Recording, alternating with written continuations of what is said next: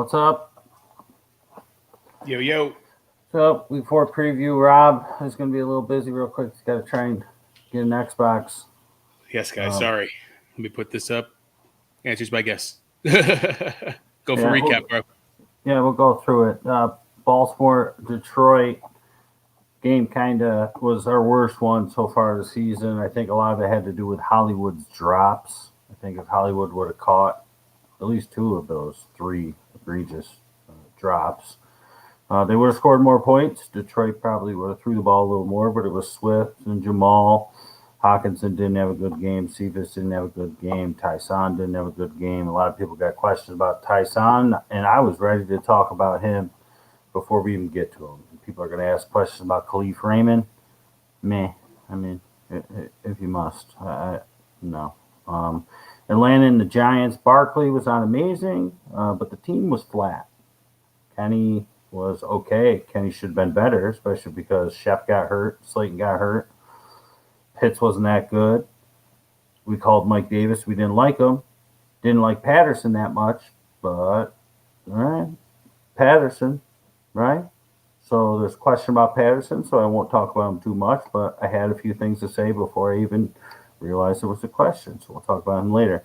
And Kadarius Toney, I think he is a grab for this week.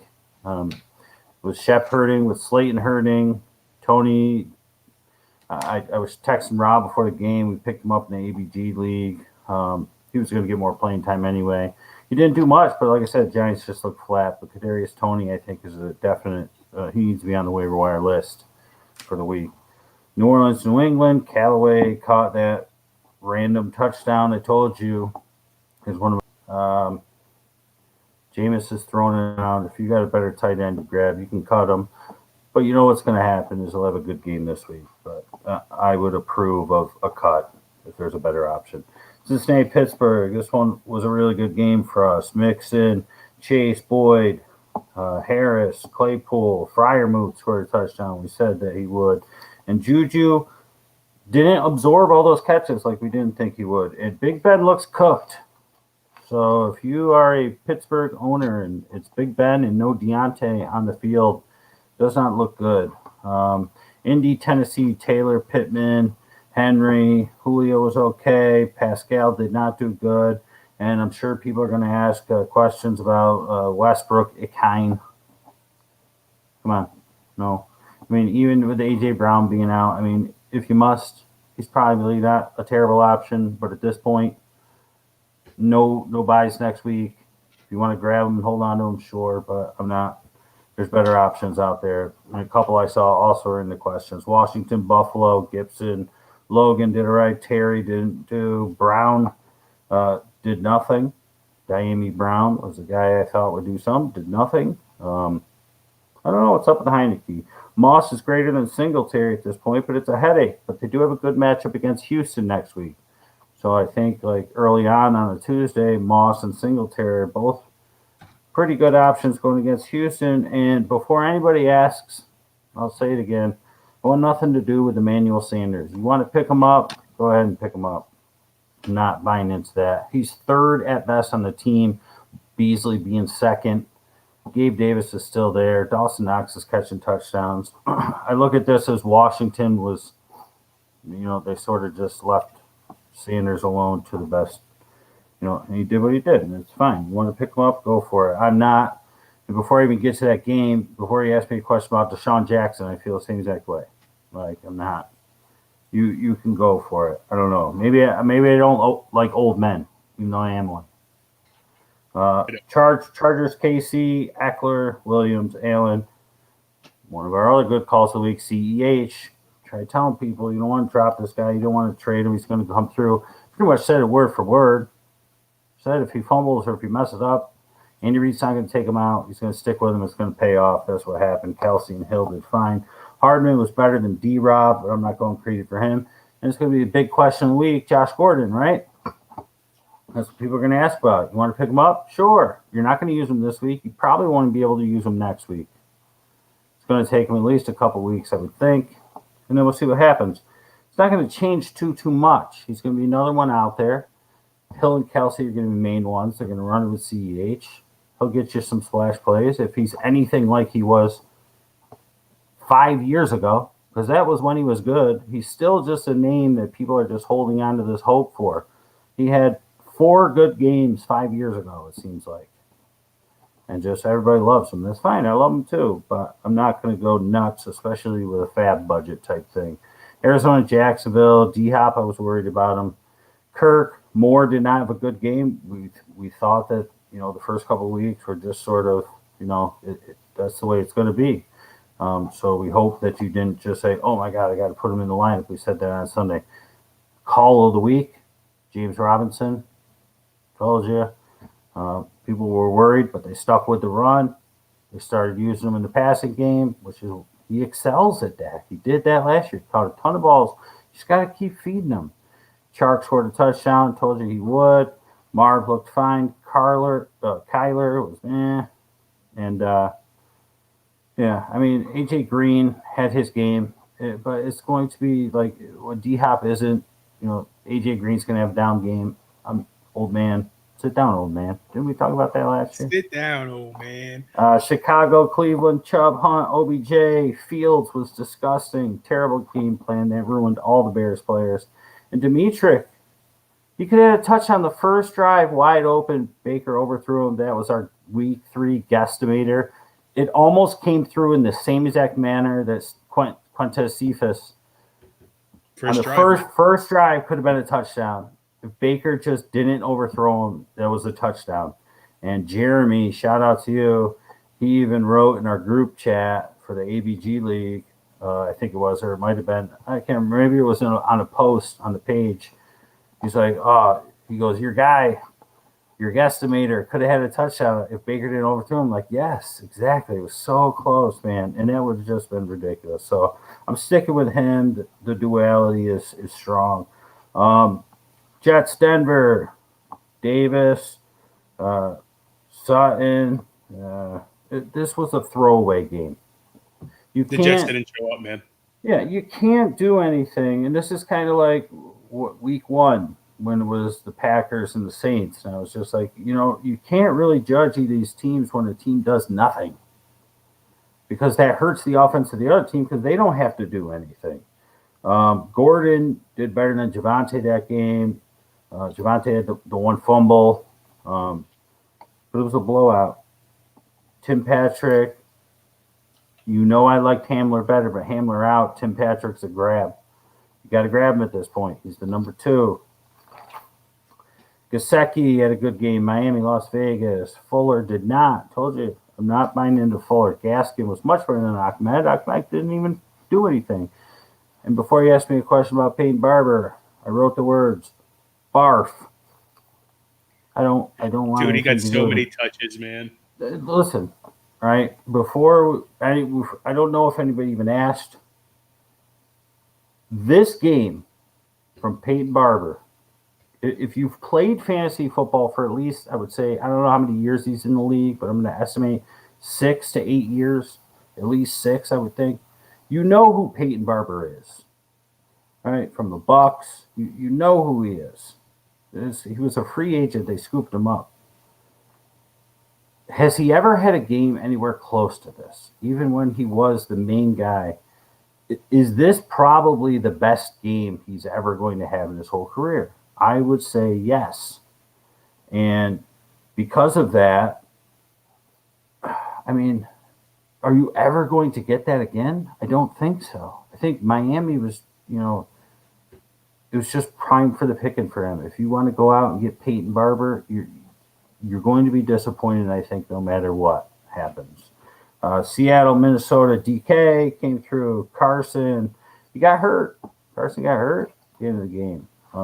Everett did well. Madison was another call of ours from the week. Lockett, we said Lockett was due. He's due for a down game. He got hurt. Did he get hurt?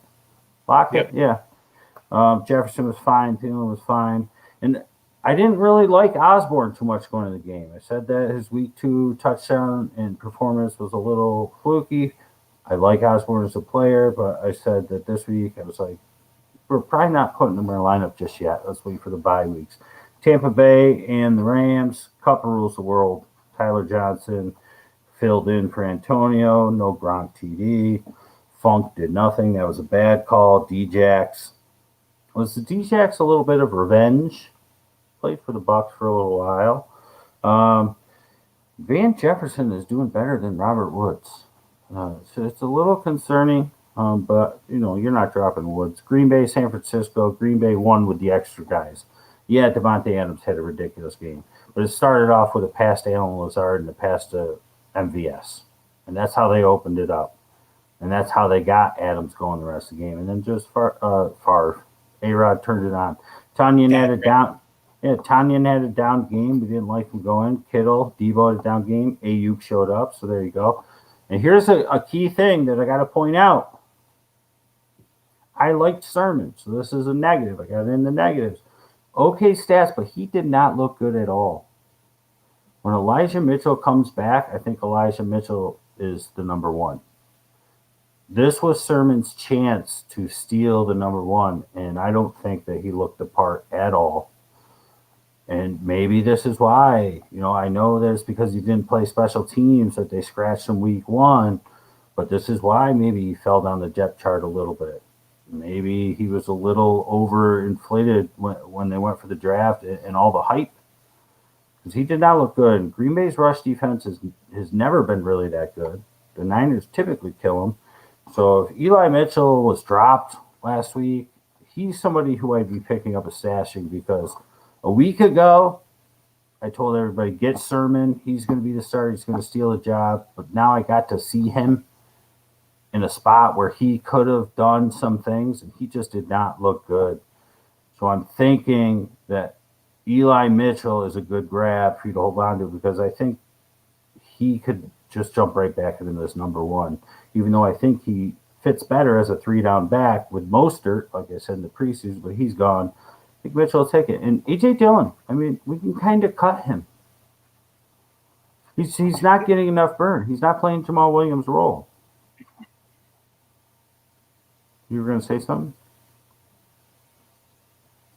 Sorry, I keep on going in and out my internet, so I'm just going to let you keep on going. Well, they got a rookie there, Kylan Hill, and he's probably, if anything happens to Aaron Jones, I'm thinking Kylan Hill might actually become Aaron Jones, and Dillon might just be Dillon. I'm a little worried about that. I usually have a pretty good feeling about the Packers. Called it with Allen Lazard years ago. So just keep an eye on that. If you want to pick somebody else up and you're holding on to A.J. Dillon, I think it's okay to get rid of him at this point. Philly, Dallas, Zeke did it. Dallas tight ends, I told you they come through. The problem is which ones they're going to be. Philly offense was good in fantasy due to the garbage time. Gainwell did nothing. All right, so now real quick. 5 notes. Big Ben looks done. Sermon did not look good. Josh Gordon will be a thing, but you're going to have to wait. And this is a big one I want to talk about. Rookie QBs. Right? We got spoiled the last few years with rookie QBs. These big 5 just are putrid. And my preseason ranks right at post-draft was Wilson, Jones, Lawrence, Fields, Lance. If I were to do that right now after 3 weeks, I'm putting Trevor Lawrence at 1. I think he has shown, he hasn't looked good, but he has shown to be the best so far. Then I would put Wilson second, because although last week was a stinker, Mac Jones looks like a statue. He's not moving around at all. He looks like he's just sort of frozen in time when he's dropping back. I would still keep him at 3rd only because Justin Fields looked terrible last week. And Lance, Darko, I see your comment. Lance has to stay at 5 because Lance has played like 4 plays. Now, every single one of those 4 plays, he's done something positive. But until he's the starter and plays the game and has to figure out the decisions within, I have to give him an N/A. Right? It's not applicable. We can't. If I want to go off those 4 plays, he could go up to number 2, but we can't. I mean, it's like rookie of the year in baseball or batting champion. Like you have to have a certain number of at bats. You got to play a certain number of games. And the top 6 calls of the week. Number 6, Green Bay wins. DK number 5, Madison 80% minimum. Damian Harris stinker number 3. Number 2, CEH would bounce back because Reed would stick with him. And number 1 was J-Rob. Near identical prediction. How about that? Near identical. If you don't watch those clips that Rob makes those things. I think he does a hell of a job. You should check those out. Thanks, man. There's some random zaniness in each one, and I love it. I love it so much. I watched that J-Rob one over and over just for the ridiculousness of it. It's so you're all the views. It might be me. Yeah. On TikTok, it's got like 450 views. 431 might be mine. I spend a lot of time in the bathroom TikToking. All right, man. So how did you do this week? I did not do well. I think I was 2-3. I won the most important league at least in my opinion. But I don't know. A couple of my teams, they're not that I have good players. It's just they're not coming together. I might have to have a team meeting or something like that. It just seems like I have a couple players that do good one week and then they're duds. And then the other players do well. I just need to actually have everyone do well at the same time. Yeah, I won my 2 most important leagues, and those are my only 2 wins. It was 2-4. 2 out of my 4 losses were by 4 points or less. One of them, I was up by 16 and was going against just Davante Adams. So my favorite team gave me the loss there. And then the other one was last night. I was going into the game, and I was winning, and my opponent had Greg Zuerlein and CeeDee Lamb, and I was winning all the way until the 4th quarter, and CeeDee Lamb caught a ball inside like the 15-yard line and gave him the win. I think I lost by 2.5 points. So I could have been 4-2. It's 2-4. I'm still not worried. I will say this because I know our opponents are watching. You and I have had a text, Rob. We got some issues with our ABG team. Don't worry. I know, I'm not worried, but that's my worst team, worst performing. It hurts when DeAndre Hopkins is not 100 and Deontay Johnson is not playing.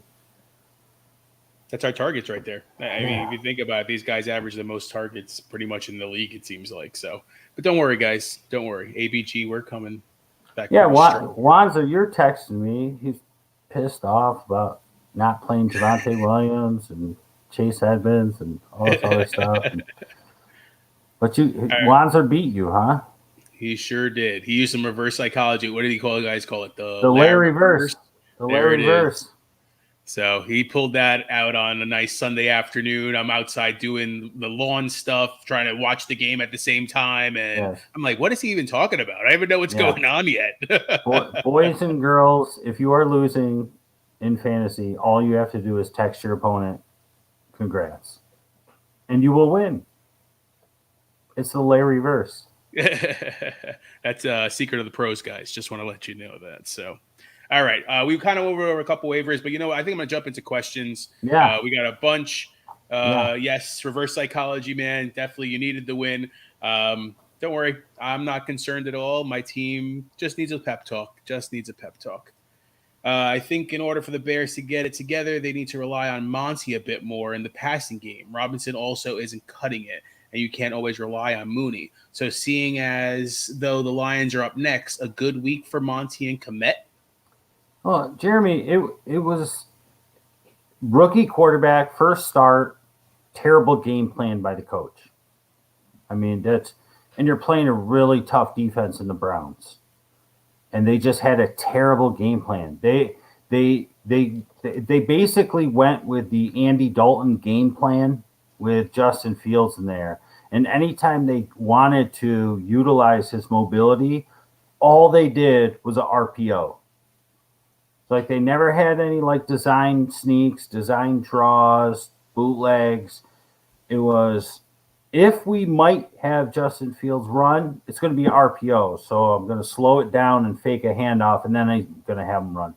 And just the game plan was just terrible. It was absolutely terrible. And you really can't put any stock into any of the wide receivers from that game, because if they would have went that with the same exact game plan with Dalton, they probably would have had some success. But it's like, as a head coach, you have to know you got a different quarterback. We got to plan a little differently. If this team had what's his face, Mitch Trubisky, like those players probably would have blew up last game. If even Nick Foles was a starter, they probably would have blew up, or at least had respectable statistics. But I think you're right. They got to get Monty more involved, and they got to use the tight ends a little bit more. But they have to just have a better game plan. It was just absolutely terrible. It was drop back, stand there, not know what to do because you're a rookie and you don't know how to read the progressions as well or as quickly. And you're playing against a tough defense. It was very bad. It was unfortunate for any A-Rob or Mooney owners. But, Lions are up next. Good week for them. Could be. And it probably will be a good week for A-Rob and Mooney because, as we talk about all the time, they pissed you off this week, so you're going to bench them next week, and they're going to blow up. That's the way it goes. You got to stick with the guys. Ebbs and flows, guys. I agree. I mean, I'm a huge Justin Fields fan. I think you're 100% correct. They did not utilize him for what his skill set is, and the game plan just didn't go.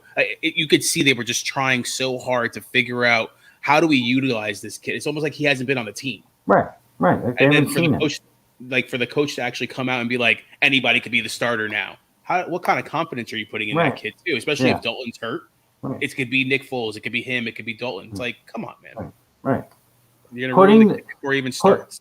Putting the blame on the rookie quarterback, like, maybe I'll have Nick Foles, our third string, be the quarterback. Instead of just saying, like, I had a bad game plan. I should have prepared better for our rookie.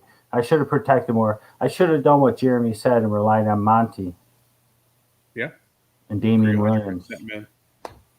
What's up, guys? What's going on, John? Is Robbie Anderson droppable? Think Kirk or Myers? Jacoby Myers. All season long, what have I said from the jump about Robbie Anderson? I wasn't really buying into it because I kind of felt like he was a one-trick pony. But I'm not dropping him at all because I think he's going to have games. The trick is going to be, when are those games going to come? And I think that we're going to have to wait and see. I'm not sure who they're playing this week, but we got to get them into a game where they're playing against a team that's a little bit more high-powered, a little bit more competitive, because the game that you are reacting to right now, John, is the Thursday night game that everybody in the world was watching. And the Panthers were just going so slow because they knew all we have to do is just go slow, take our time. It was great coaching. Take our time, go slow, go through the motions, get our first downs, get the touchdowns, score points. It's Houston. It's a rookie quarterback. We'll be fine. They get into a game where they have to go a little more high-powered when they start playing from behind, which they haven't really had to do too much. Robbie Anderson's going to come through. And this is coming from me, who didn't like Robbie Anderson as someone to draft. But you drafted him. He is the number 2 on the team.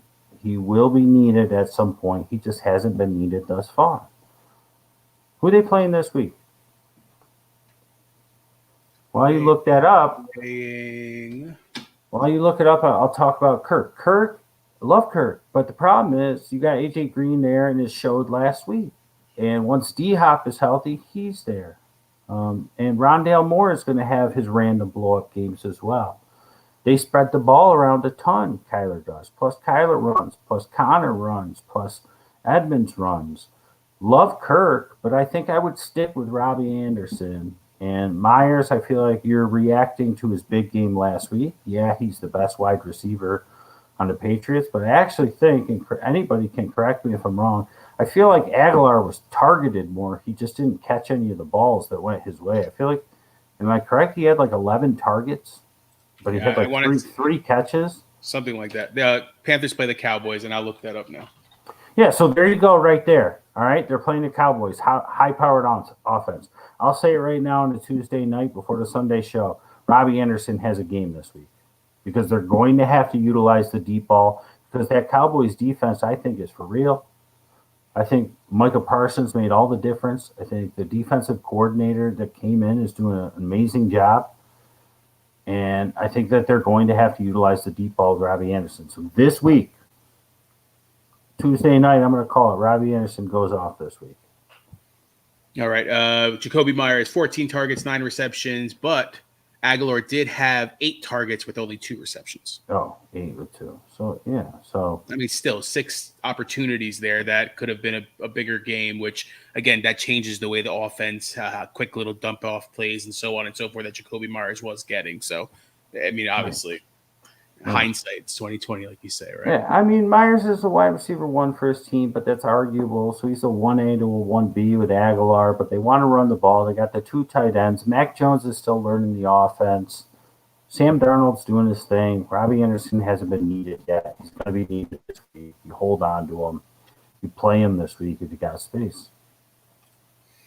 All right. Keith's first question. Should I drop Edwards from Raiders for Rashad Bateman? Starting receivers are Odell, Devonta Smith, Allen Robinson, Michael Thomas, Edwards, and Parker are on his bench. He has Lamar, so he's looking for the double BB Banger. I don't know if I would be on team drop Brian Edwards. He disappears for 3 quarters and then seems to always come through in the 4th. I know Ruggs had the better game last week, and Renfro is still doing what he does. And Bateman's the question mark, right? Because he's just been hurt the whole time, but he's a stud, first or second round pick or something like that, wasn't he? He was one of the top wide receivers taken. Yep. You got Odell, who's an injury concern. He looked good last week. We'll see if that continues. We'll see if he stays healthy. You got Devonta Smith, who we saw what happened to them. But again, I think the Dallas defense is pretty good. Allen Robinson, we just talked ad nauseum about them. Michael Thomas, I mean, how long are you going to wait for Michael Thomas? And who knows if he even comes back what he's like. He doesn't like the team. I feel like I would see if there's someone else I could drop and get Bateman, because you got a lot of guys there who aren't really contributing, and I don't know if I want to even drop any of my depth to pick somebody else that I'm going to have to wait another week or 2 for. So now you're waiting on Bateman, you're waiting on Thomas, Odell and Robinson. I think will be fine. I love Devonta, but we saw the issues with Hurts last night. Parker, they got the quarterback situation going on. I would pick up Bateman, but I would see if I could drop maybe like a backup tight end or something, or maybe like a 4th or 5th string running back if it's some bum. That actually leads to the next question that has his running backs in it. So maybe that can kind of help you from that perspective. Drop David Johnson for Chuba. Starting running back is Barkley and Swift with Drake, Booker, and Johnson on the bench. So he has Booker, obviously, as the handcuff. I mean, can we drop Booker? I mean, I think at this point you can drop David Johnson. David Johnson is only going to be viable if Ingram or Lindsey get hurt, which could very well happen. But like Booker, what are your thoughts on Booker, Rob? Because the handcuff is a very personal thing, in my opinion. You either want to keep the handcuff just because you're a worrywart like I am, and I tend to try to keep a handcuff here and there just in case. But Booker would be the person that I would drop for a Bateman, or try to move Michael Thomas into an IR spot if there's one available. Even, I hate to say it, dropping him for another week or 2 and seeing if you can pick him back up again. I would hate to lose him, but like Guest said, you don't know what the situation is when he's coming back. I mean, he didn't want to be with the team after Drew left. he was having issues. I mean, there was a lot of outside talk in the media and all that stuff. You just don't know what that's going to look like. Is Bateman coming back week 7? Is he the 6-week IR? Because here's what's going on. You want to pick up Chuba, right? But I'm probably he returned to practice this week. Okay. But when can he play? Because if he went on the long-term IR, it's like 6 weeks. The short-term is 3 weeks. So he could be eyeing a week 5 return. Okay. All right. So you're going to be holding him for at least 2 weeks, Bateman. So you might be able to get through another week without even, unless you got some savvy guys that really want Bateman. I mean, it seems like you want him mostly because of Lamar. He's probably not even on anybody's radar yet. You want Chuba. I don't know where you're playing Chuba this week because without really getting too much into the matchups, I'm probably fine with Barkley and I'm fine with Swift as my 2 starters. You got to find a spot to put Chuba in. Do you have a flex? Chuba's going to be splitting some time with Royce. Royce is going to get at least 30%, I would say. It's not going to be like 100% Christian McCaffrey. Or even like a Mike Davis last year. Chuba will get the most of it, but he's going to lose some. I would pick up Chuba if I could. Maybe somebody else doesn't get him. Maybe then what you could do is you could move Chuba and maybe move David Johnson and Chuba together, trade them for a better running back on the CMC team or something, maybe get his RB3, open up a bench spot, and pick up Bateman for free. So you kept all your wide receivers. You got rid of David Johnson. You got rid of Chuba. So we're not going to drop David Johnson. I would drop, I don't know. I would drop Mike Thomas. I would drop him. I don't know. I don't know because I don't want to be like you would drop Michael Thomas, but you draft him for a reason. I was in the boat as like I want nothing to do with him at this point. Yeah, tough decisions, but I like that idea of trying to see if you could trade them, kind of bulking them up. I would drop Booker, try to get Chuba, and even if you have to pick Booker back up again to feel that comfort zone, I mean, Bateman's still a week or 2 away. Here you go. You keep your Michael Thomas. You keep your wide receiver depth. You want Michael Thomas, that's fine. You drop David Johnson, you pick up Chuba. You trade Chuba and Kenyon Drake to the CMC owner to get his RB3. And then it goes back to your depth. You pick up Bateman. You wait another week. You see what's shaking out with your wide receivers. And just keep an eye out for another running back to grab. Because you can't go on with just 3 running backs unless you're RB3. It depends on who you get. I mean, it'd be tough. Like if Kareem Hunt didn't have the week he had last week, I'd be like, get Kareem Hunt. It's probably somebody's RB3, but now he had a big week last week. His value's higher. So that's what I would do. Kenyon Drake and Chuba, trade them to the CMC owner. And you don't ever have to worry about it. And get another third running back. Because right now you don't really have a third running back. I was wrong on Drake. They're not using him. And David Johnson is worthless unless one of the other 2 guys get hurt. So you have 2 running backs. You need a third one. That's your move. Because by the time you need a third one, whenever Barkley's by or when Swift's by is, Chuba, CMC could be back. Could be back in 2 weeks. Chuba's worthless. So get Chuba, trade Drake, get another running back from the CMC owner. That's what I do. Hopefully that helps. Sorry for the long-winded speech. All right. What's Jamar Chase value? Keep him or trade? What running back should I target? My wide receivers are Jefferson, and DJ Moore. He's got good value. He catches touchdowns every single game. I would love to just keep him as my wide receiver 4, but if your RB depth is short, this is tough. These types of questions I always struggle with because who should I target? Well, you have to look at a team that needs a wide receiver. Because I could tell you to target Kareem Hunt. But if the owner who has Kareem Hunt has 3 receivers like you do, what the heck does he want Jamar Chase for? He'd rather just have Kareem Hunt.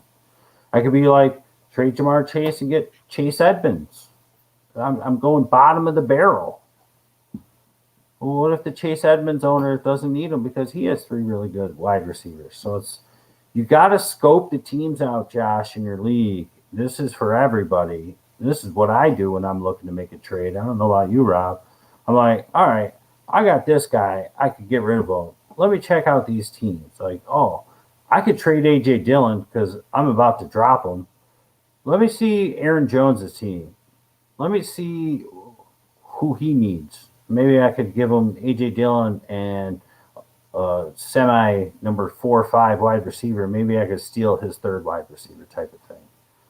So that's how I would attack it. If you feel like you can get rid of Jamar Chase and you need a running back, find a team that needs a good wide receiver and see what kind of running backs he has. Those are his running backs. Well, you can't get Hunt then because you already have him. Thinking dropping Michael Carter with that offense. Yeah, I think it's still kind of early to be honest with you, dropping him, but yeah, I wouldn't drop him. I'm not dropping Michael Carter at all. If anything, you take Jamar Chase and you couple him up with Carter, or you couple him up with Sermon, and you try and get an even better running back, and then have 4 studs instead of the first 3 that you have there. I always love getting rid of 2 to get 1 if I can. Because typically that 1 is the best player in the deal. But if the team could benefit from the 2, then it also opens up a bench spot, and then you can play the wire a little bit. Then you can be like, oh, I'm going to pick this guy up for a little bit. And if he sucks, you'd be like, all right, I'll get this guy for a little bit. You got an open spot because picking up and dropping is always the toughest part. You're like, oh, I don't want to get rid of this guy. So if you could trade 2 and get 1, you got a player that you like better than the 2 you had that you could use more, and you got a spot to play with. Doesn't always work. Teams don't always go for it, but that's my first attack. Can I get rid of these 2 guys to get 1 guy that I like better? Try it. Whoa. All right, we're covered. All right, Marty P, waiver wire. Manny Sanders, pretty even targets first 3 weeks, but made most 6 targets with 2 touchdowns on Sunday. Renfro, pretty even targets, while Carr spreads the ball around. But Las Vegas does have Waller and Edwards, who is also on the waivers. Or Tim Patrick with Judy out, and it looks like Hamler has a significant injury. Hamler, we know, is out for the season. Or should he be patient with the Bears' offense and keep Mooney on his bench for now? So pretty much Emmanuel Sanders, Renfro, Edwards, Tim Patrick, or Mooney. I'm going to take it down. Yeah, it's not Sanders. Talk about I don't. You want to go Sanders, go ahead. Renfro, you're going to get what you've gotten. What you've gotten is solid. More solid than what you've gotten with Mooney. But it's never going to blow the world away. Edwards, I like Edwards, but like you said, there's other options there and Carr spreading the ball around. I think what you have right now is it's between Patrick and Mooney for me. And the reason is Patrick scores every time he plays football. And he's now the clear-cut number 2 until Judy gets back. Now, when Judy gets back, he falls into that 3 role. Does that help him or hurt him? I think Patrick stays on the outside. Sutton stays on the outside, and Judy plays the slot. That's what I kind of see happening. We'll see how that plays out. But I like Patrick more now that Hamler's out. If you've been watching the show all season, I was on Team Hamler. That team just got disassembled. It's destroyed. So now I have no choice. I like Patrick. I'm a big fan of Mooney. I think it was the coach's fault last game. They had a better game plan. You would not even be thinking about benching Mooney. So I'm going to tell you to go with your gut. If it was me, I would just hold with Mooney for another week. But if you do that, Patrick will probably be gone. Sanders will probably be gone, but I don't even care about him. But I think if that happens, I don't think anybody's going to be picking up Edwards. So you could always fall back on him. But I would not fault you if you picked up Patrick and dropped Mooney. I would hold with Mooney because I think Mooney, I said it on Sunday, I think, if the coach comes in with a game plan, I'll add that to it. I think he will outplay Allen Robinson by season's end. He'll show himself to be a more emerging receiver. So it's like next season, people are drafting Mooney before they're drafting Allen Robinson. It's like he's the young guy, Allen Robinson's getting a little older, like that sort of switch. Like a CD Lamb and Amari Cooper type of thing. Like Cooper was up here. Say the same thing. Yeah, so I think that's what's going to happen with Mooney and A-Rob, but the coaches has to come through. So if you got the time, wait it out. If not, Patrick's going to help you out now, but when Judy comes back, it's going to change just a little. Just a little. Mooney's not going anywhere. They just have to get a coach with a game plan. Yeah, another comparison, Jefferson and Thielen, same kind of concept. All right, Michael C. with the question. After seeing Tyson only get 5 carries and against the lowly Lions yesterday, is he or any other Baltimore running back worth having? I have the second waiver spot in a point per rush attempt league. Should I keep Tyson or try to claim Chuba, Peyton Barber, or Jamal Williams? Yeah, I mentioned this in the recap. I said I wanted to talk about Tyson. Liked him last Tuesday. Liked him on Sunday. I'm done. Oof. Now, again, Baltimore got derailed by Marquise Brown. If he catches those balls, they probably get close. They probably give the ball to either Tyson or Murray or maybe even Freeman. And the running backs do some things, right? But he was not catching the ball, so Detroit had a chance to win that game until Lamar converts a 4th and 19, and then they kick a 68-yard field goal off the crossbar through. So it's like they played terrible, and because of it, the Lions almost won, but they still pulled it out. So you can't be like, oh my God, Tyson is just so disgusting, because the whole team was disgusting.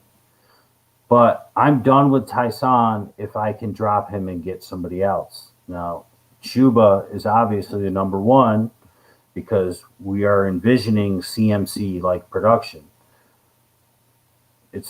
I don't see it being the transition like Mike Davis was last year. I don't see it being a transition like Madison with Cook.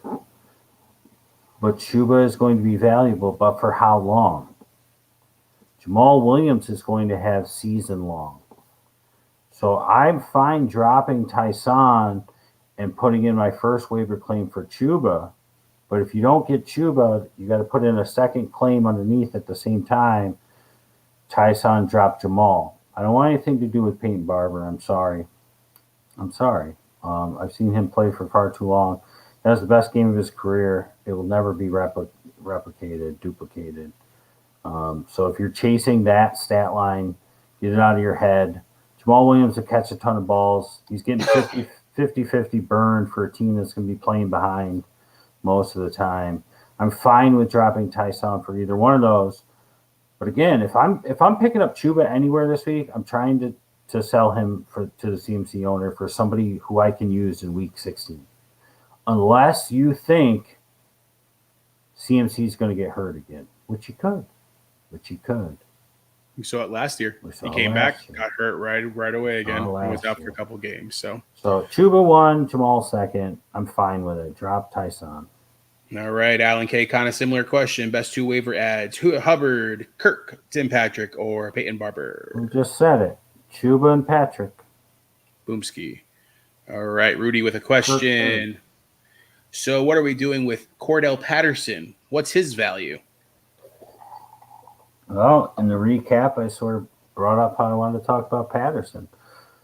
Well documented, answered by guests, Sundays and Tuesdays. I was not a fan of Patterson.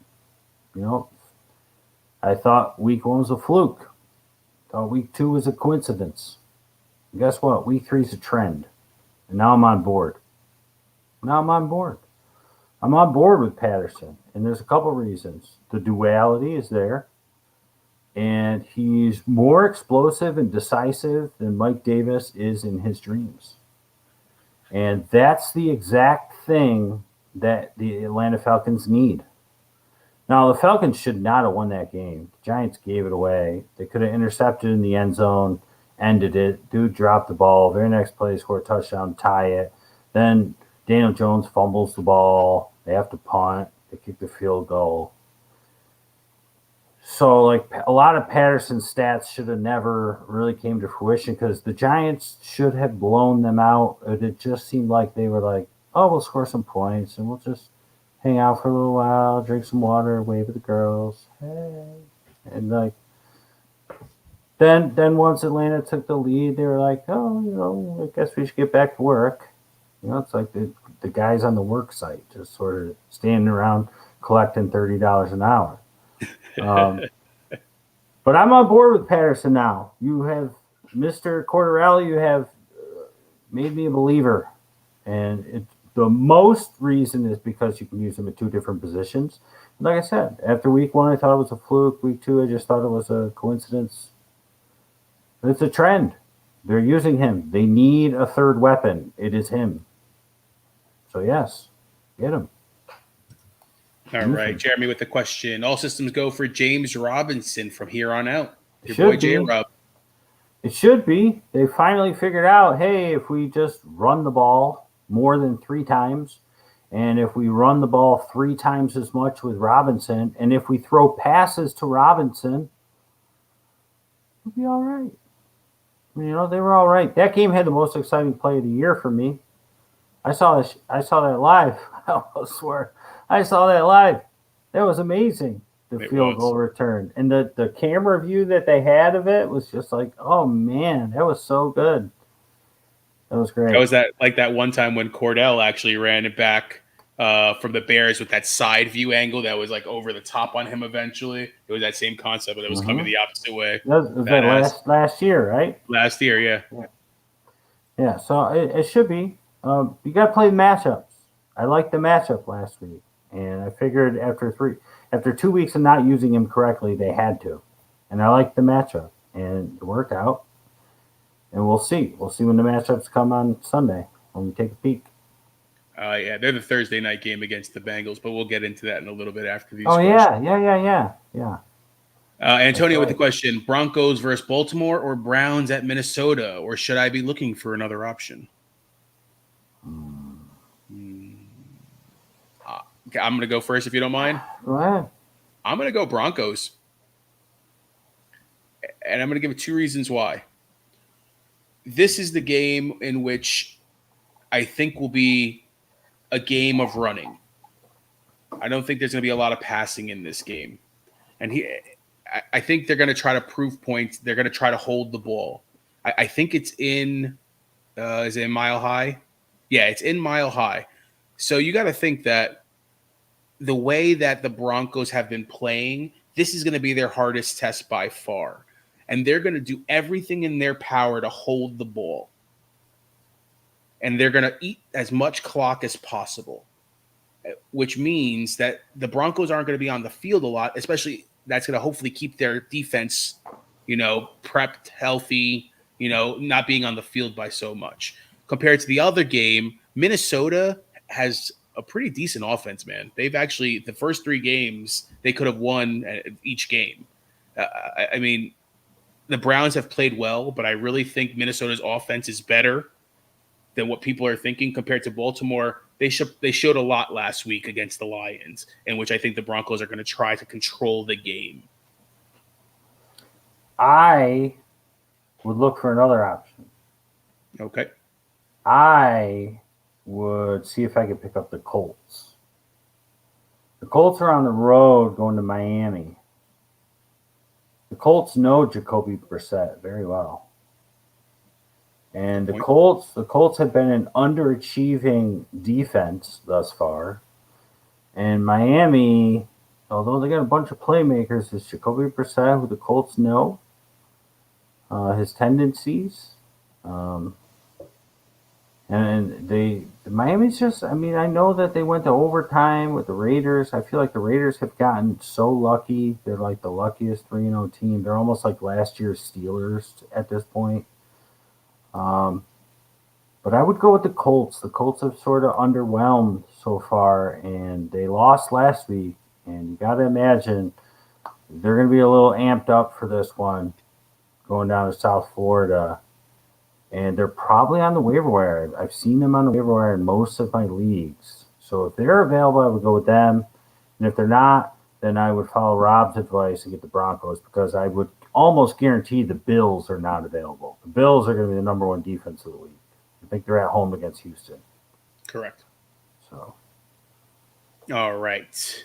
Chris R with a question. I'm in a guillotine league in which I was wondering how much would you use on Fab for Zeke? okay. So this is guillotine. Guillotine? What did I say? Well, it might have been you or it might have been him. You spelled it Guillen, like Ozzie Guillen, team. That could have been autocorrect because our phones, yeah, I just copy and pasted, but I guess guillotine. Our smartphones are so smart. Definitely guillotine, like the thing that chops off your head. Correct. Spend on Zeke. Why is Zeke available? Oh, somebody lost died. probably. Somebody got their head cut off.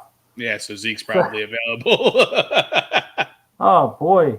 Well, gosh, if he was the best player on the team and you need a running back, because teams are just losing left, right. I don't know how much you should spend because a team is losing every week. But if you don't get the best guys, you're going to lose. So it's like, I don't know if I would leave anything on the table. I'd spend it all. I don't know. Because otherwise, that's the gambling man in you. otherwise, you go to the grave. You go to the grave with money in your wallet, right? It's like you can't spend it when you're dead. You can't spend it if you get the guillotine. Is Zeke going to help your team right now? Dude's a top 5 pick, and the last 2 weeks is finally performing like it. I'd spend a good chunk. Yeah, I would say 75% to 80% just for Zeke. I mean, that offense looks pretty explosive. So I mean, he's a team changer. Now, every team that's going to lose is going to have these team changers. This league I love this. I want to be a part of this. Yeah, I was actually thinking the same thing, man. But so everybody every week. So I don't know. You're asking the wrong person. I'm sorry, but I'll give you a guess because that's what I do. My guess is that each week a team loses, they have at least 3 elite players. I don't know how many teams you started with, maybe 14. So every team's going to have at least 3 elite, and everybody's going to go after them. So what I would do is I'd look back, and I'd be like, well, who got their head chopped off in week 1 and 2, and how much did those best players go for? And I'd imagine, since it's Fab, the one league, I'm only in one league that has Fab, I can look at everybody's, actually 2, I can look at everybody's balances. So, if I see a team, and I happen to have, they only have $300 or $150, and I have 200, then I'll just put 151 because I know I get them. You know what I mean? So I would look at everybody's balances. I'd look back at past transactions and see what is a stud that, got cut last week. What did they go for? Is Zeke better than them? Do these teams have enough money left to spend? Let me spend enough so that I meet what they're going for and so that nobody else can get them. Kind of going with that same concept. Basically, if you're looking at the amount of money, look at the team too. If the guy doesn't need a Zeke and he has more money than you, will he go after a Zeke if, he can use it somewhere else on a wide receiver that they may have lost or something that they may have needed? So, yeah, sounds fun. That sounds amazing. It does. Spencer with the question, you guys going after Josh Gordon or is it a complete waste of time? I don't think it's a waste of time, but I think that you will have to be ready to waste some time. It's not going to be this week. It's probably not going to be next week. I would imagine week 6 is the first time you'll see Gordon. And honestly, like I love Gordon. Don't get me wrong. I'm a closet Browns fan, mostly because of Baker and Chubb. But before that, when Josh Gordon was there, I was like, oh, I kind of like this Browns team. Like they're terrible. I like rooting for them. You know. So I was rooting for him through all of his suspensions and everything. And every time he comes back, but I worry at this point he's just a name. He's like a memory. You know, he's like that ex girlfriend that like comes by at the Christmas party and like, oh, maybe I got one more shot at her. Let me hit her up.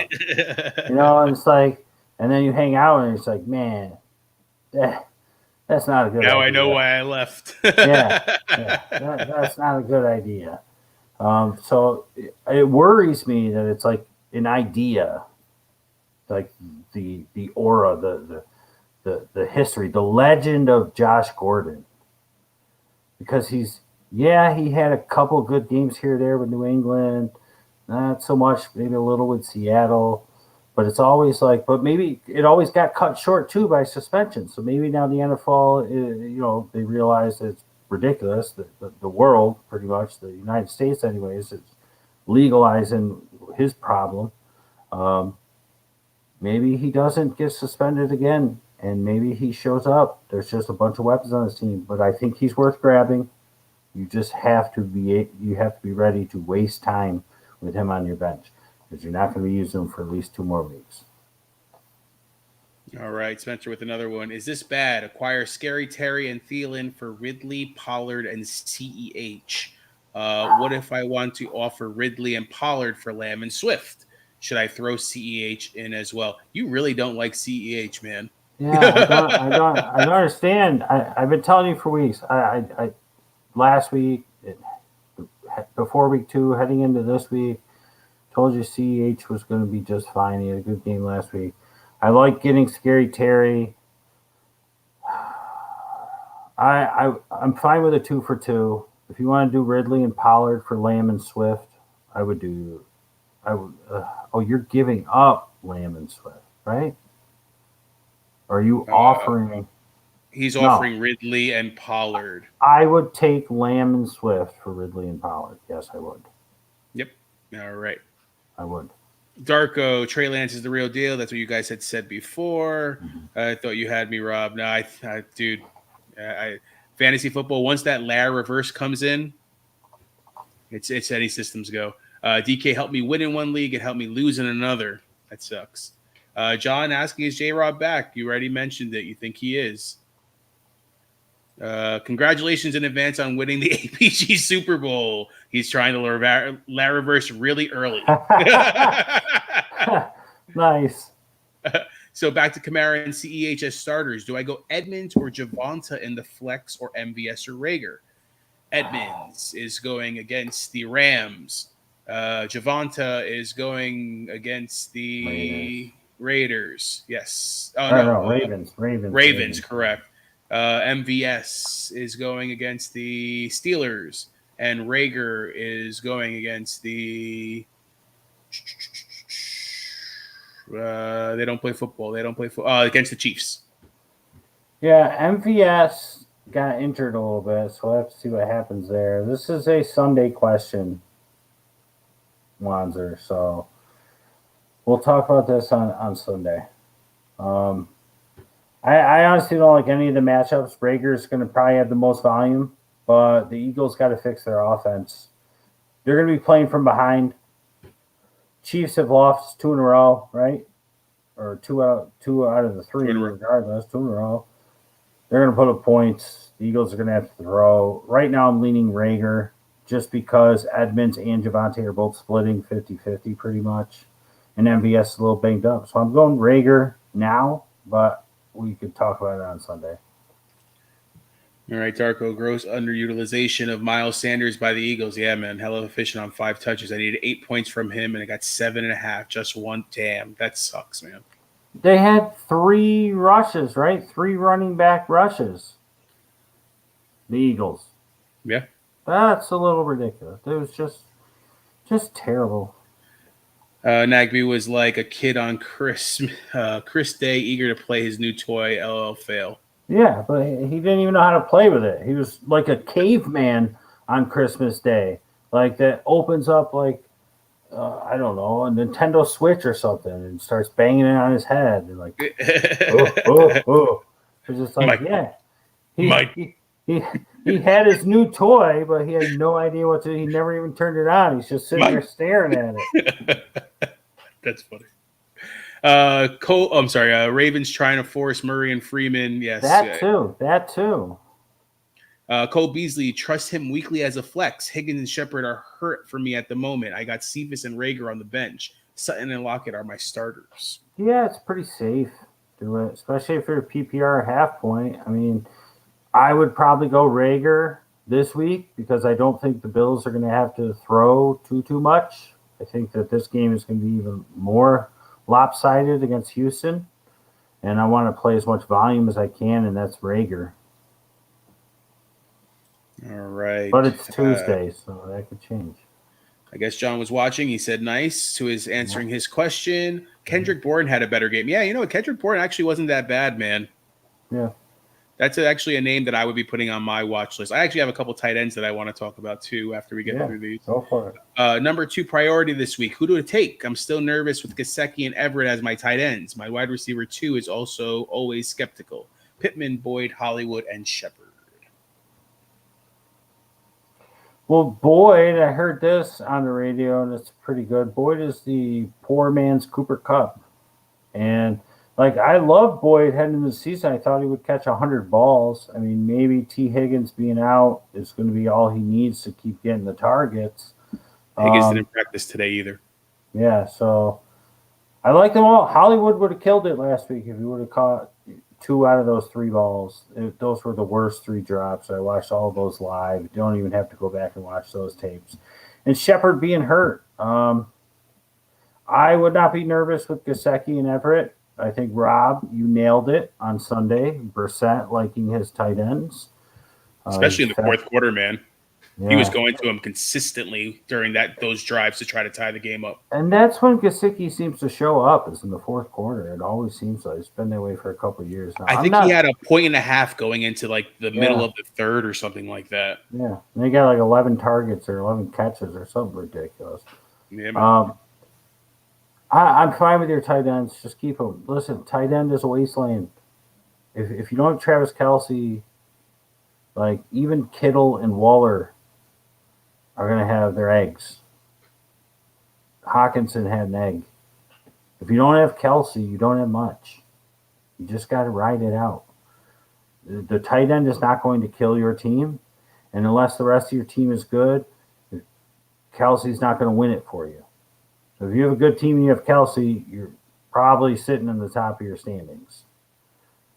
Very but true. You're not going to lose because you have Gesicki and Everett if everybody else is good. I mean, think about it, Jeremy. You had mentioned Gesicki puts up zeros. And I mean, in most leagues, if you, again, like Guest just said, if you have a better team built around him, even if he gives you a point or two, it's still a point or two. I hate to say it that way, especially from a tight end spot. But it's terrible. I mean, what's sad is that running backs are kind of getting similar to that as well, man. That's what I was just going to point out. It's like we're talking about tight ends. It's like these first 3 weeks, running backs have nothing. But last week, I felt like some guys finally showed up. J-Rob finally showed up. Hunt finally showed up. CEH finally showed up. Henry had another game. So it's like Zeke had a really good game. I felt like guys started to finally come around last week. So we'll see. But the first 2 weeks and pretty much most of this one, it's like running backs, like the top running backs are like not guys that we're supposed to be, type of thing. Yeah. Would you trade Tyson Williams and Tim Patrick for like James Robinson or somebody in that category? Need a sure starting running back. 100%, Josue. Yes. Definitely. Yes. Definitely. He's the workhorse for that team. And they're only going to get better. And they're only going to get better. I'm sorry to cut you off. No, it's okay. Going to get better. The only, like somebody else I would be looking at, Harris had a bad game. I know you were down on him this week, but James White got hurt. So it's going to be Harris and the kid Stevenson. Harris is somebody I'm looking at. Harris would be somebody I may be targeting because Mac Jones is not looking like the truth. He's not looking like Tom Brady. They may rely on that run more, and Harris may be getting more of the touches. And I love Harris. I just didn't like him this week because he was banged up mostly. Yeah. So A healthy Harris can run over guys like he did on the Jets. Yep. 100%. Running backs are, we already talked about that. Dropping. I think Hunt and Chase is a good trade for Chubb. Yeah, but I'm not sure that anybody gives you Chubb for that, but they might. Yeah, sure. Matt with the question. What do we think about Robert Woods? Depth. Sorry. Oh, I'm sorry. My bad. I was just going to say, if you got enough wide receiver depth to get rid of Chase, I mean, yeah, I'd rather have Chubb than Hunt. Hunt had a good game, but he has good games. Chubb's still the one. I think his other ones were Adams. I don't remember who his other was that the one we looked at before? Yeah, that was the one we were looking at before. All right, so yeah, he wants to get rid of Chase. I mean, I would try and give somebody Adams, Jefferson, and DJ Moore. I would try and do Chase in like a little bit lesser of a running back, but he probably won't do it even with Hunt, just because if I'm getting Chubb and I have Hunt, and I'm like, I'm set. Yeah, I think he put his running backs here too. These are his running backs. Yeah, Chase and Sermon or Chase and Carter or Chase and both of them. Like Chase, Carter, and Sermon for Chubb. He probably won't do it, but just it's worth a shot. Start at the bottom, like Drake. Started from the bottom, now we're here. What do we think about Robert Woods? Bench or wait or start weekly? I have Sutton, Ayuk, AJ Brown, Randall Moore. Yeah. What do we think about him? Bench and wait and start weekly. Exactly. Yep. Because I would rather have Robert Woods than Rondale Moore at this point. I feel like his production hasn't been there, but he's not as volatile as Rondale Moore. You've seen the highs of Rondale Moore, and last week you saw the lows. Did he have -1 receiving yard or something like that? Yeah, something to that effect. Yeah, so. Jeremy, drop Pittsburgh D. I have the Browns. And AJ Brown is hurt. So, yeah, you have to keep Robert Woods. Yeah. Oh, yes. That's a big point. And that's something we got to kind of talk about. We'll talk more about it on Sunday because there's something that Titans offense, even without AJ Brown, I still think is actually going to play better. But that's just my opinion. I don't know, especially this week. They're playing the Jets, so. Okay. Oh, yeah. Drop Pittsburgh D. I have the Browns. You can drop them if you have something worthwhile to pick up. Something you're going to use. I mean, I still have a shred of faith in Pittsburgh D. They were without TJ Watt last week. They're without a couple pieces. It's hurting them. Big Ben being terrible is hurting them. That's exactly what I was just about to say. Their offense is hurting them. Deontay Johnson not playing hurt them. I'm not overreacting to last week, but I will drop Pittsburgh's defense if I have the Browns, and there's something on the waiver wire that I want to pick up that will help me. Otherwise, I'll just hold on to them. Play the matchups. All right. Darko, Cincy D versus Jags available almost everywhere. Yeah, I'm not a buyer of the Cincy D. And I feel like the Jags offense is getting better each week. I feel like now that they're finally realizing, hey, we got this pretty good running back in his second year who was could have been rookie of the year last year if it wasn't for Justin Herbert and Justin Jefferson, a couple Justins. He could have been rookie of the year. Came out of nowhere. Only one guy even knew who he was. Some weirdo in New York. Answers by guess. I'm not buying the Cincy D necessarily. I think the Cincy D benefited last week from Big Ben just being terrible. All right. Did you guys talk about my trade with Mac Jones and CEH? We talked about your trade with Ridley and Pollard. I I didn't don't see know. anything with Mac Jones and CEH. If you want to post it below, go for it, bud. Yeah, poster. I don't know what it is. Ooh, we got one from YouTube. JT, what do you think about this trade? I give CMC and Amari Cooper for Kamara and CD. Standard scoring. Yeah. You're getting Kamara and CD Lamb. You do that immediately. I totally agree, especially that CMC. You just don't know his health Like, situation. hey, you're going to give me two guys that are healthy, that one is almost as good as one and one is better than the other, and the other one's kind of hurt also. Yes. Kamara and CD, please. And thank you. Good luck with that one, man. Hopefully it does go for it because you're right. Cooper's always hurt too, it seems like, or always playing banged up, at Yeah. least. Yeah. Brandon Thanks for Bolden. joining. Definitely. Brandon Bolden. Yeah, that's right. I forgot about Bolden. He could be, dude. They're going to use everybody. When Good. James White is out, you think about it. All the years that we've seen, when James White is hurt, there's going to be a slew of running backs that are used. Are they going to use him? Maybe. Are you on your fantasy team? No. No. Brandon Bolden's a career special teamer. It's the only reason he's still playing football is because he's amazing on special teams. They used him out of necessity last week. Could they continue to next week? Sure. Will they maybe get Ramondre a little more involved? Maybe. Um, Taylor's there, right? This Brandon Bolden, like Darko, are they going to use him in real football? Probably. But you're not in fantasy. I don't want anybody asking me, should I pick up Brandon Bolden? He's been playing for 14 years, I feel like. I think he actually might have been on Tom Brady's first Super Bowl team in 2001 or whatever it was, 2002. 19 years. All right. Kittle might be hurt. Drop Chark, Shots Chark, or Rondell Moore for Schultz. Kittle might be hurt. Drop shots, Chark, or R more for Schultz. I'm not dropping Chark. We talked about on the Sunday show how Chark was going to have a good game on Sunday, which he did because the squeaky wheel gets the grease, and he talked a little bit, but the coaches smartened up a little bit. The coaches smartened up and said, we're not getting Chark the ball enough. We're not getting J-Rob the ball enough. So what did I say? J-Rob was having a game. Chark was going to have a game. They both did. You're not dropping Chark. Kittle might be hurt, but he might not be. Schultz, you're going to pick up Schultz, and you know what's going to happen next week, Spencer? Blake Jarwin's going to have a game.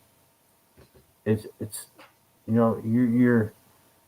I'd rather pick up Tommy Tremble for the Panthers.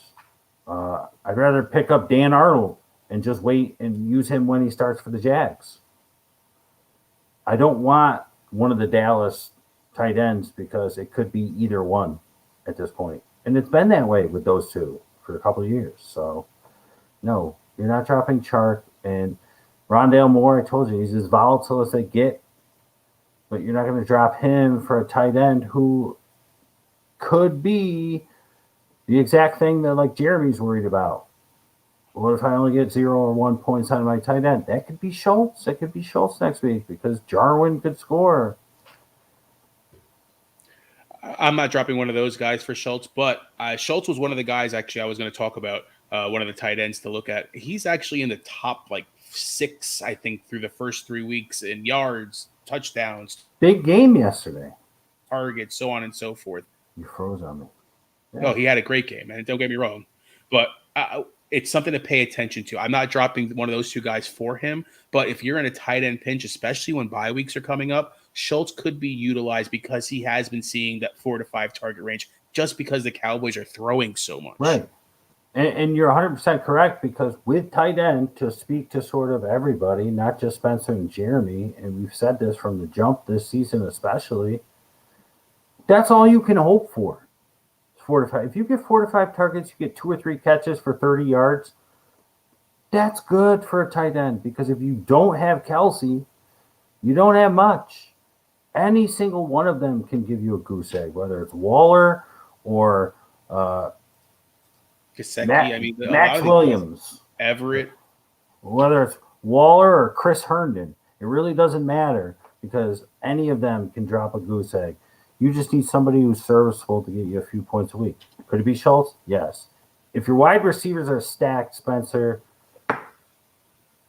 I would if you're like I could drop Chark and I could drop Moore, why not just package the two of them together and trade them to somebody? I would much rather trade those two and get something than drop one just so I could pick up Schultz. Another guy, just to kind of throw out there for a tight end perspective, the kid from Minnesota, Tyler Conklin.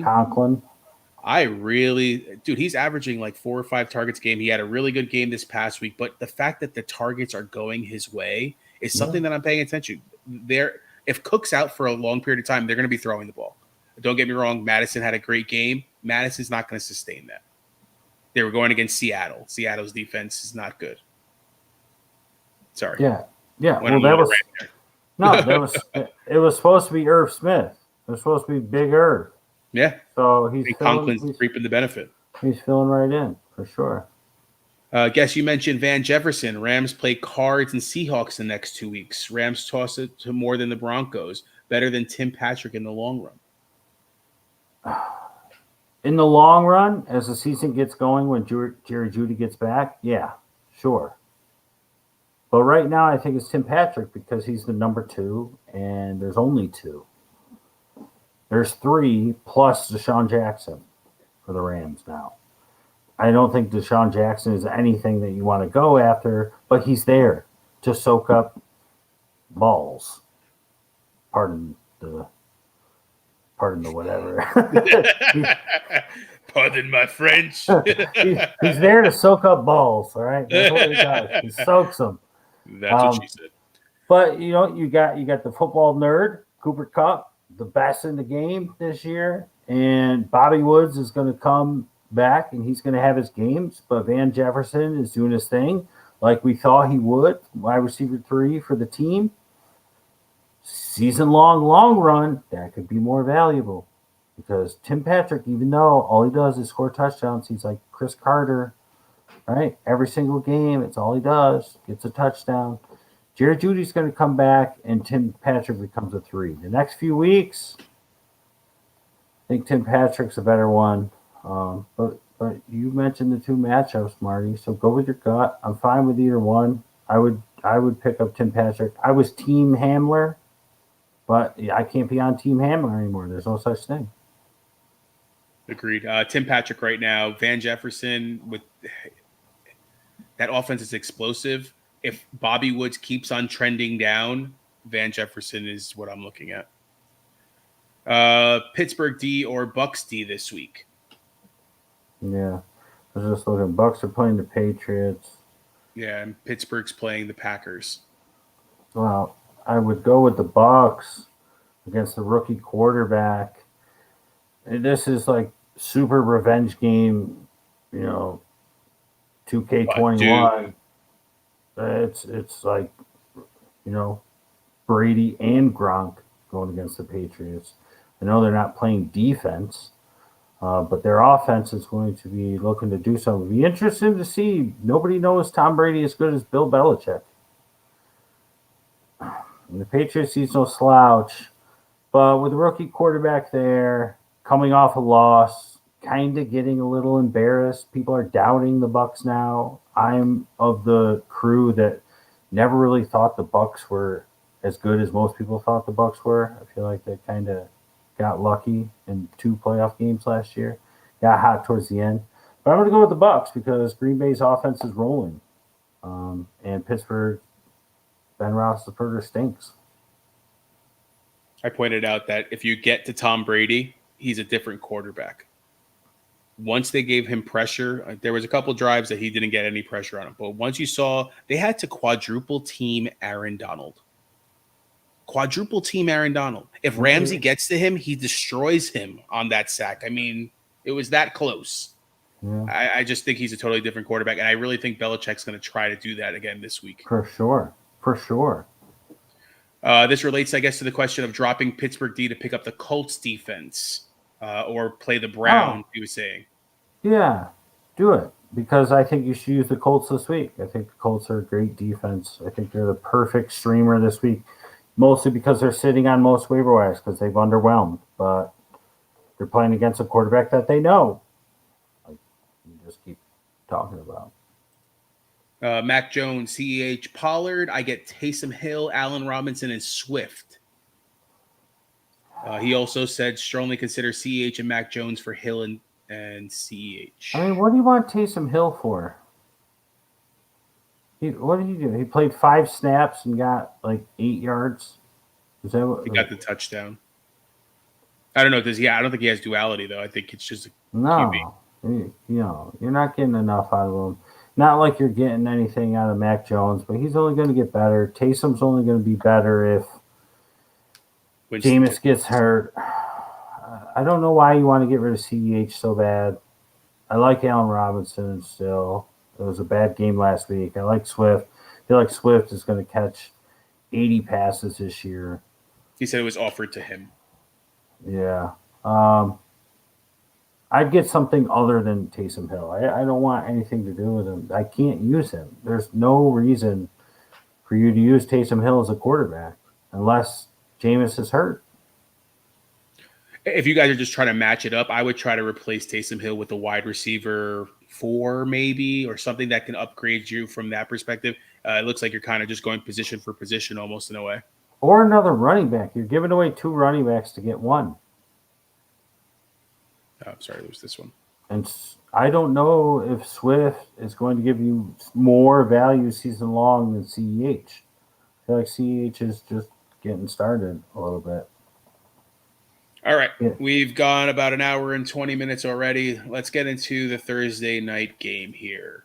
Jackson. I want to say just these real quick, just because I want to see what Darko said there. I'm sorry. Not saying they'll use him till where? What? He's talking about Brandon Bolden. Yeah. Sorry about that, guys. No. I think Hill is a good stash. Taysom. It's just they won last week. They're 2-1. I don't know. Even with Winston only throwing 20 times, he doesn't need to throw more than that. It seems like their defense alone is doing it. Yeah. I don't know. Most leagues, I'm not even having a backup quarterback at this point. I'm fine when the bye weeks come, grabbing one of these rookies that are sucking and just hoping to get lucky. Yeah, I mean, but that's what Hill is also on the waiver wire in most of the leagues I play in as well. It's like, if I don't want to use Mac Jones or Zach Wilson, or I could just pick up Taysom Hill because he should be sitting on the waiver wire in my mind. Possibly Jamal Williams. I'm assuming that has to do with one of the trades he was offered. He was saying exactly for you. Okay, gotcha. I see. It was an offer to him, and Jeremy just said yes based on the Hill good stats. All right. Jacksonville at the Cincinnati Bengals. You called J-Rob. They didn't look bad in the first half, maybe even towards the end of the game too. The offense, you said T-Law right now is number 1 on your list. Cincinnati played okay defense, but can you trust the Chark? Can you trust the Marvin Jones? Can you trust J-Rob again? Anybody else we should be looking for in that? Do we see Dan Arnold? I doubt it, but do we see him?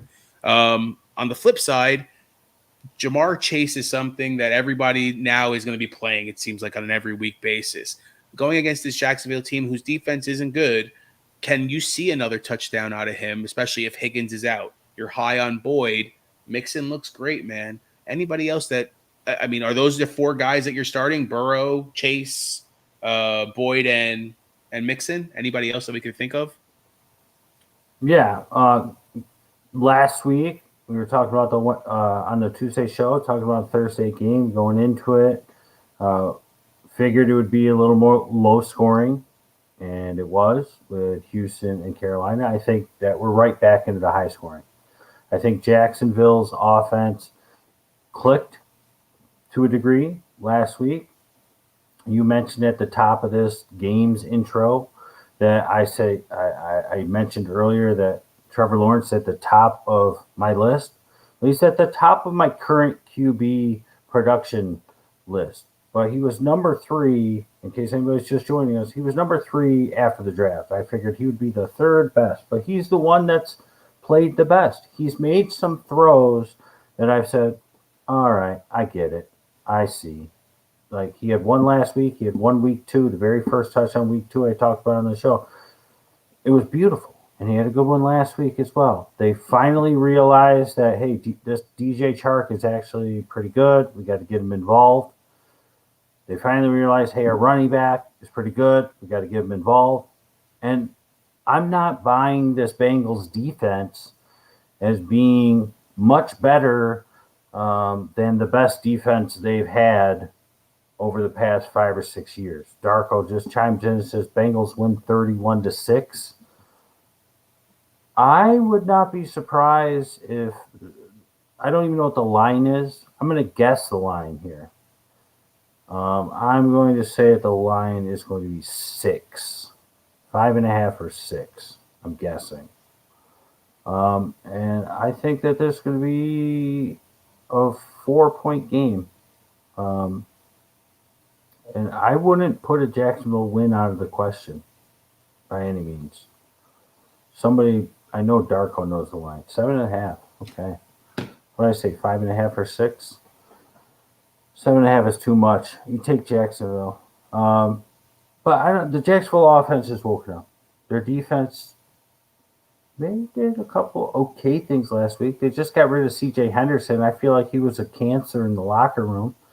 There had to be something that was going on because his play wasn't terrible. He was like their number 1 draft pick last year, 2020. Wasn't he like the 9th pick or something like that? Yeah, they just wanted him gone. So it must have been maybe he wasn't gelling well with the defense. So let's see if the defense sort of gets together here. But I think it's going to be offensive.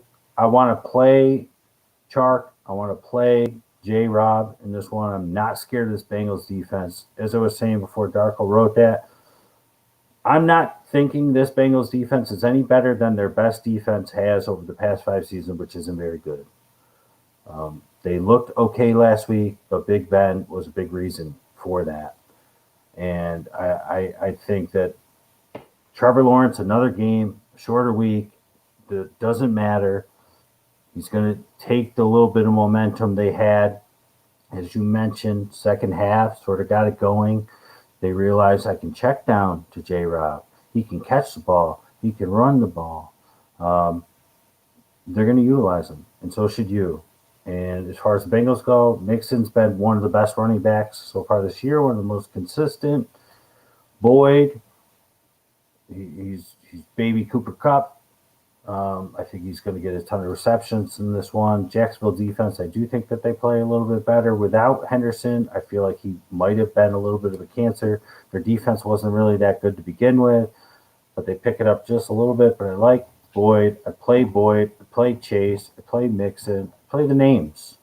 I think it's going to be a close game, and I would not be surprised at all if the Jaguars win this game.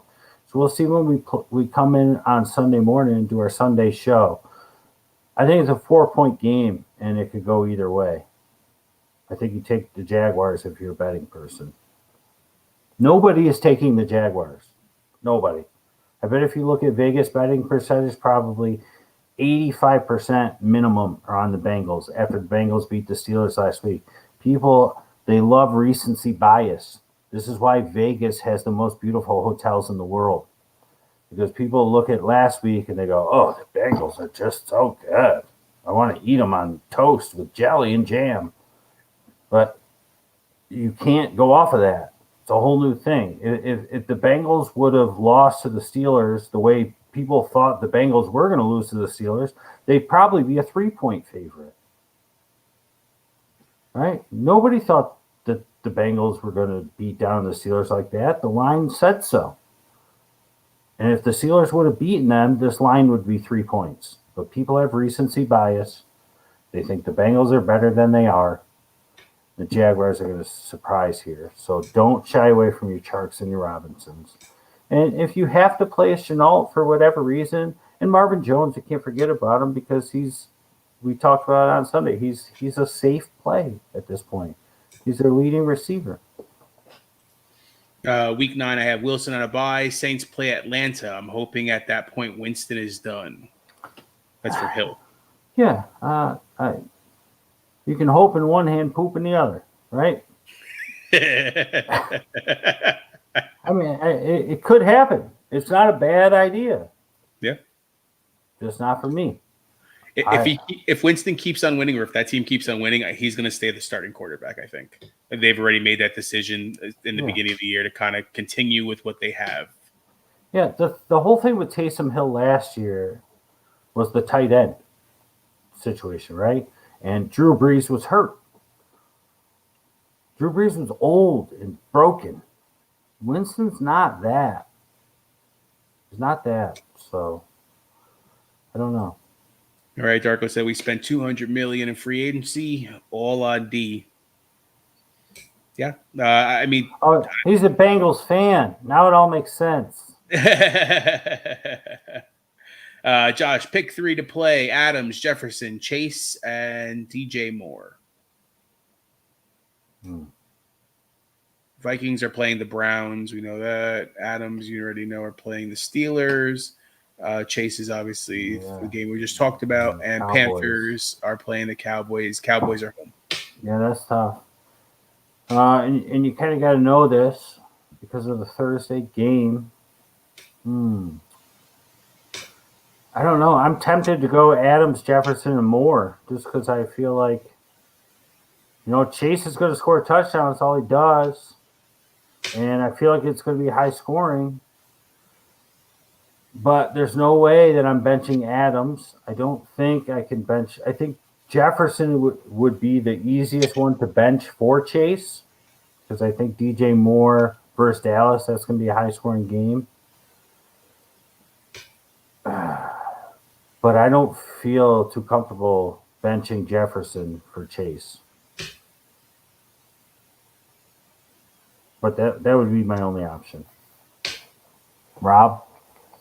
I'm thinking. I know DJ Moore had a fantastic game last week on Thursday night.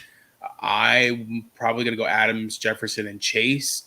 I just see Robbie Anderson, like you said, having a better game. Don't get me wrong, DJ Moore is a possession guy.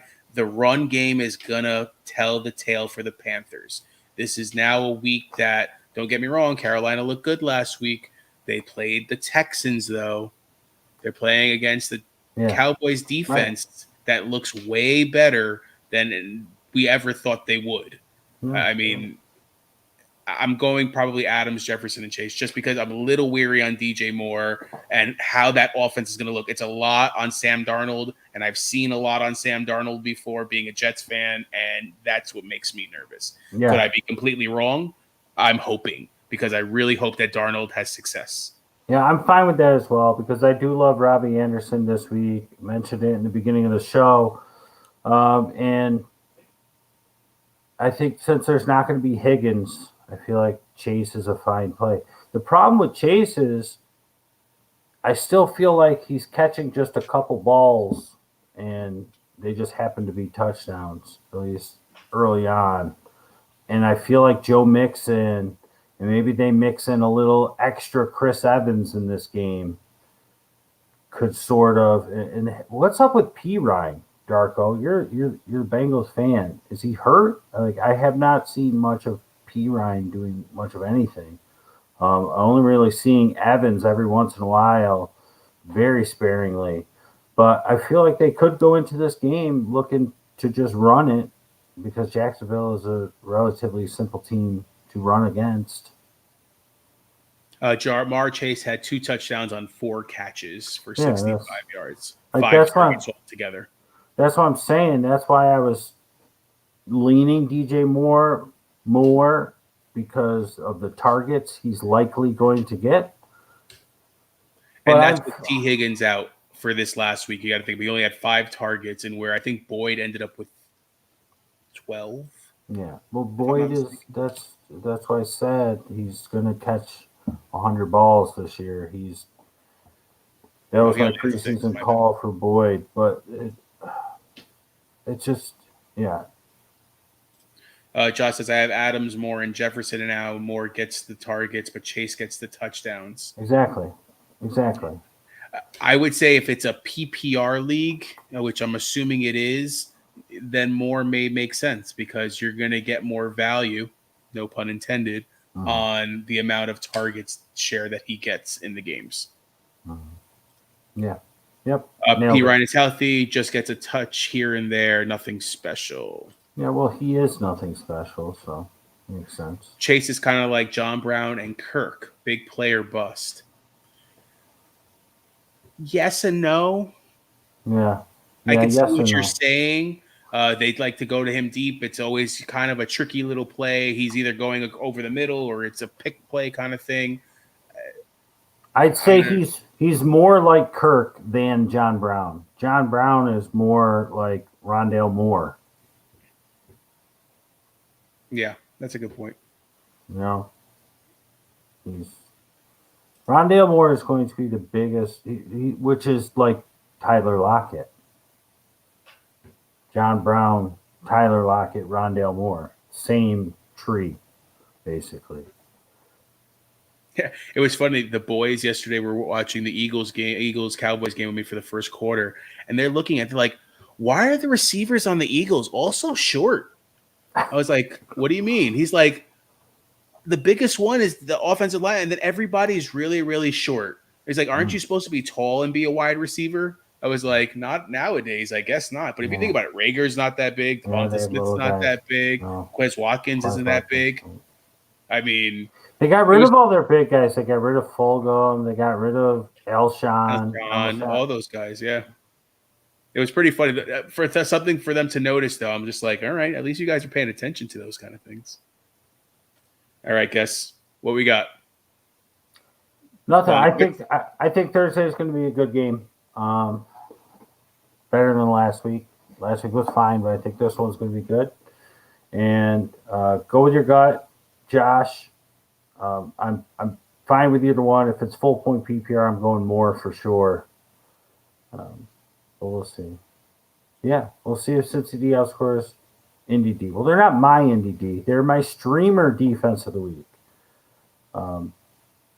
They're the team that is probably on the wire that if you're streaming defenses. But so is Cincy because they're not that good. No, we'll see. Right. We'll see. Remember, guys, follow us on Facebook, YouTube, TikTok, Instagram, Twitter, and Patreon. Remember, guys, share our videos. I know you want to keep the best kept secret kind of deal. The more followers we get, maybe we could do some contests. Maybe we could do some more things to be able to get more people involved. Definitely appreciate all the love, though. Yeah, we're still trying to give away T-shirts. We got to get this. We got to get our group to 300. I mean, we're going on 12 months here. Season 5. It's only a second season with the group, but we get to 300. We're going to run random. We're going to give away 5 T-shirts. We're going to ship them to your door, free of charge. Answers by Guess T-shirts. So add some people. Let's go. Let's get it on. Get yourself a shirt. All right, guys. Answers by Guess. We'll be back on Sunday. Good luck on Thursday. Peace. See you then. Start J-Rob.